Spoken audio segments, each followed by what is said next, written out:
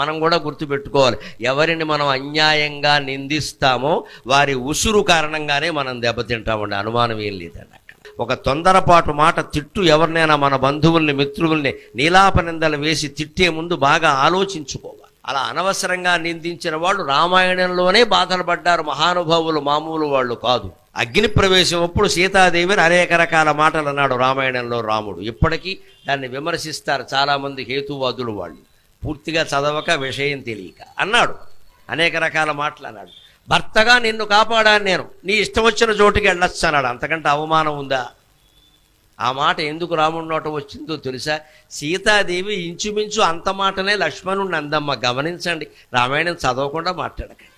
మాయలేడి కోసం ఆయన వెడితే హా సీత హా లక్ష్మణ అని అరిస్తే వెంటనే ఈయన్ని వెళ్ళమంటే నేను వెళ్ళనమ్మా, నీకు తెలియదు ఇది రాక్షస మాయ. వాడు అనేక రకాల మాయలు చేసేవాడు మిమిక్రీ చేయలేడా? మిమిక్రీ చేసేవాళ్ళు బోళ్ళు మంది ఉన్నారు ఇక్కడ. అలాగే వాడు రాక్షసుడు లేడి వేషంలో వచ్చాడు, ఇప్పుడేమో ధ్వనిని అనుకరించాడు. హా సీత హా లక్ష్మణ అంటున్నాడు. అది మా అన్నగారి గొంతు కాదమ్మా, నా మాట విను అంటే సీతాదేవి ఎంత మాట అందండి. వెళ్ళట్లేదని, మీ అన్నగారు చనిపోతే నన్ను పెళ్లి చేసుకుందామని చూస్తున్నావు, నేను అగ్ని ప్రవేశం చేస్తాను కానీ నీకు లొంగను అంది ఆవిడ. అంత మాట లక్ష్మణుడిని అనొచ్చా? అందువల్ల ఆవిడకి పట్టిన గ్రహస్థితి చూడండి. ఆ లక్ష్మణుడు చూస్తుండగానే అగ్ని ప్రవేశం చేయాల్సి వచ్చిందమ్మా. అనవసరంగా లక్ష్మణుని నిందించినందుకు దాని ఫలితం సీతాదేవికి తగిలింది కదా.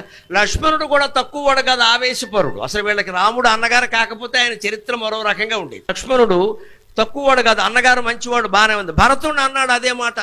అయోధ్య దగ్గర నుంచి భరతుడు ప్రత్యేకం రాముడిని తీసుకెళ్ళడం కోసం వస్తే ఆయన సైన్యంతో సహా వచ్చాడు. వస్తుంటే పెద్ద బాజా భజంతులు ఏదో సైన్యం అన్నాక మన డమడమలు అన్నీ ఉంటాయి కదా, చప్పుళ్ళు వినపడితే రాముడు ఏమన్నాడంటే, లక్ష్మణ ఎవరో హడావుడిగా వస్తున్నారు, మహారాజులో ఉంది, సైన్యంతో వస్తున్నాడు, ఎవరో చూడవయ్యా అన్నాడు.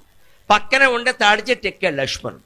చూశాను తెలిసిపోయింది భరతుడని చెప్పచ్చు కదా, చెప్పలేదండి.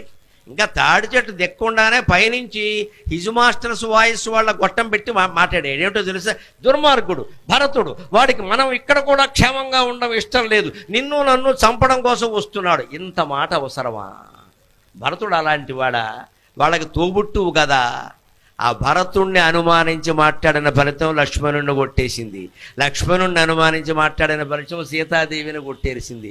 సీతాదేవిని అనుమానించి మాట్లాడిన ఫలితం రాముణ్ణి కొట్టలేదు, ఎందుకంటే ఆయన అనుమానించలేదు.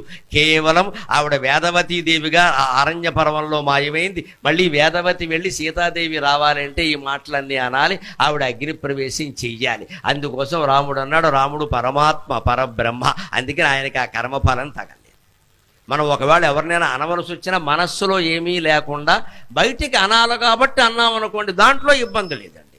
మనస్సులో కక్ష పెట్టుకుని అన్నాం అనుకోండి, అది తగిలిస్తుంది ఖచ్చితంగా. అనడానికి ఇది పెద్ద ఉదాహరణ.